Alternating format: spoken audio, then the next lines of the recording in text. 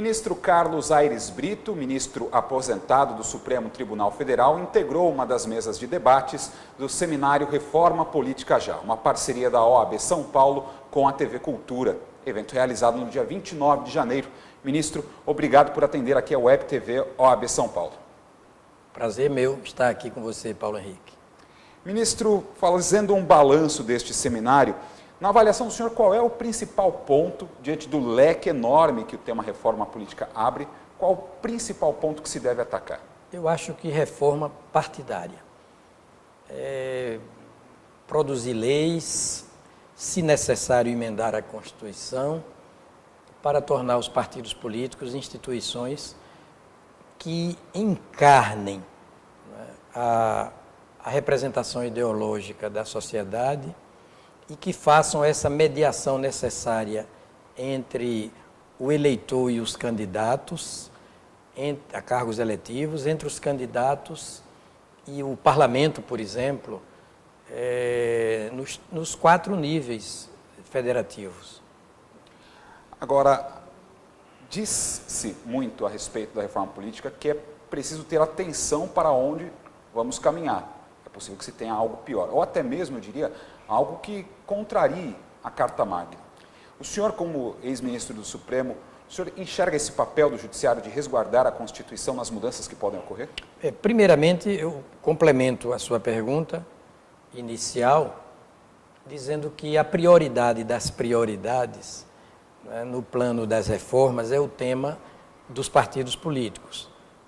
Porque, no rigor das contas, nós temos uma espécie de partidocracia, sem nenhum sentido pejorativo da palavra, porque os partidos fazem, não é, essa mediação mesmo necessária entre o eleitor e os candidatos, e a partir daí os partidos têm direito, se passarem pela cláusula de desempenho que a lei exige, têm o direito ao funcionamento parlamentar com suas bancadas nas esferas legislativas.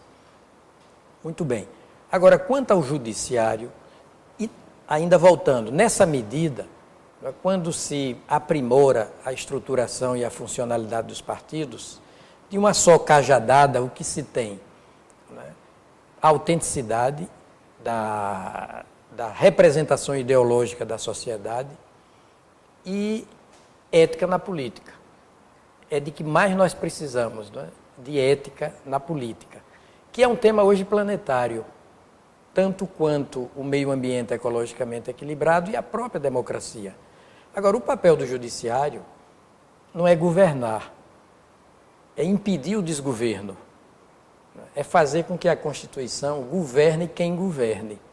A Constituição deve governar permanentemente quem governa transitoriamente. E o fato é que o judiciário, sobretudo pelo Supremo Tribunal Federal, é o guardião maior da Constituição. O guardião mesmo definitivo, o último guardião, o situado no patamar, digamos, mais elevado, que dá a última palavra em tudo, é o Supremo Tribunal Federal. Então, o papel do judiciário é tornar a Constituição um corpo vivo, não é? Transportar para a vida cotidiana os comandos constitucionais e, por derivação, os comandos legais. Quando ouvimos aí questões relacionadas à insatisfação popular com relação à política, uma das palavras mais comuns, ou a mais comum, melhor dizendo, é impunidade. A população tem se queixado da impunidade em casos de corrupção. Como o senhor acredita que o judiciário pode dar conta de reverter esse quadro, aí falando um pouquinho fora do escopo de reforma política? Cumprindo rigorosamente o seu dever, não é? Sem ímpeto persecutório, digamos, de justiceiro, digamos, de justiçamento, né? Praticando, em matéria penal, por exemplo, o chamado direito penal do inimigo. Basta a pessoa estar sob investigação policial, ou sob denúncia do Ministério Público, ou já na condição de réu, para se antecipar um juízo de condenação. Isso é direito penal do inimigo. Isso é uma postura a priorística, persecutória, de raja de sangue no olho. O judiciário não pode se permitir isso. Nem também o direito penal do compadrio, da leniência na interpretação dos fatos e suas circunstâncias e da protagonização desses fatos e circunstâncias. Vale dizer, nem raja de sangue no olho, nem ramalhete de flores nas mãos. O judiciário tem que pugnar pelo equilíbrio, pela análise objetiva, né, técnica das coisas e julgar com imparcialidade. Para concluir, ministro, nós estamos falando de reforma política. Há uma frase que é uma frase feita, mas que é muito verdadeira. A reforma política é a mãe de outras reformas. Olhando para o poder judiciário, o senhor entende que é necessária uma reforma do judiciário também? Olha, a sociedade ela tem uma personalização. Nós não somos pessoas, temos uma personalidade. A sociedade não é uma pessoa, porque pessoa é o Estado, né? O Estado é a pessoa, o Estado personaliza o ordenamento jurídico e a própria sociedade. Mas a sociedade tem um modo peculiar de ser. Como você tem, Paulo, e eu tenho também um modo peculiar de ser. Então a sociedade deve se aperfeiçoar constantemente, como eu e você devemos nos aperfeiçoar constantemente. Há uma frase de Nietzsche: torna-te quem és. Torna-te quem és. Se você não se tornar por conta própria quem você é, alguém quer substituir você nesse papel e vai se tornar por você. Então, a sociedade, torna-te quem és, ou seja, um ser capaz de caminhar na direção de si mesmo e se aperfeiçoar crescentemente, alcançando patamares cada vez mais altos de consciência clara das coisas. E numa linguagem já de transcendência e de evolução espiritual.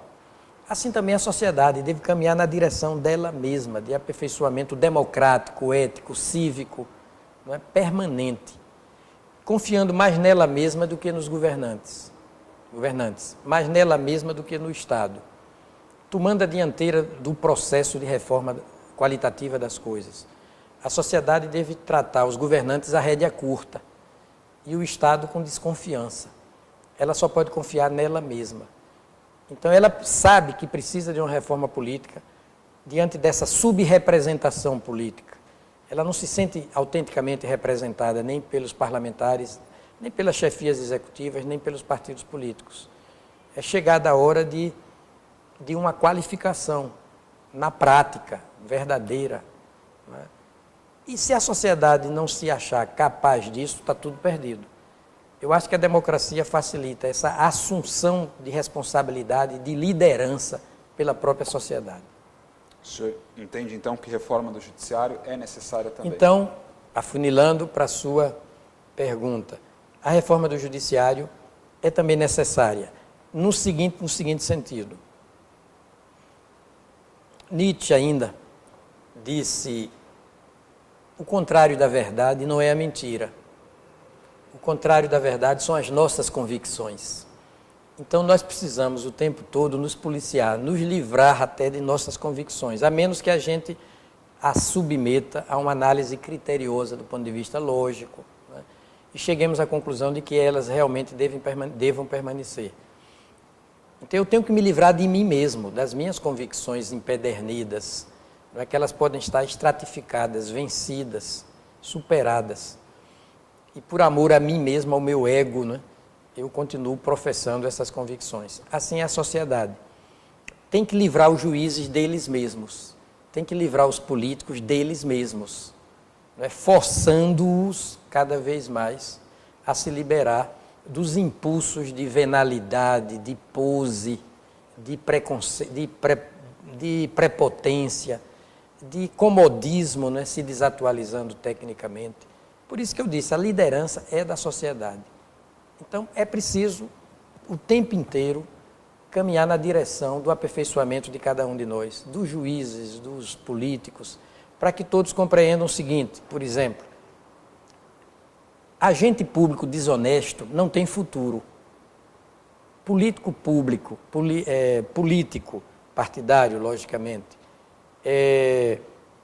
fisiológico, sem ideologia, venal, né, também não tem futuro neste país, porque a sociedade acabou, vai acabar, está acabando com a cultura da leniência, da cumplicidade.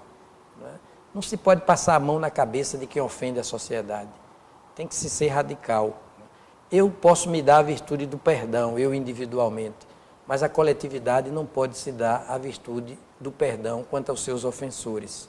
Então nós estamos chegando a esse tipo de cultura da decência, da seriedade, da autenticidade, graças à democracia que vigora no país, que reluz, resplende no país há quase 27 anos. Ministro Carlos Aires Brito, ministro aposentado do Supremo Tribunal Federal, conversando conosco, fazendo um balanço das ideias do Seminário Reforma Política Já, parceria da OAB São Paulo com a TV Cultura. Ministro, obrigado pelas informações, até uma próxima. Até uma próxima oportunidade, Paulo Henrique.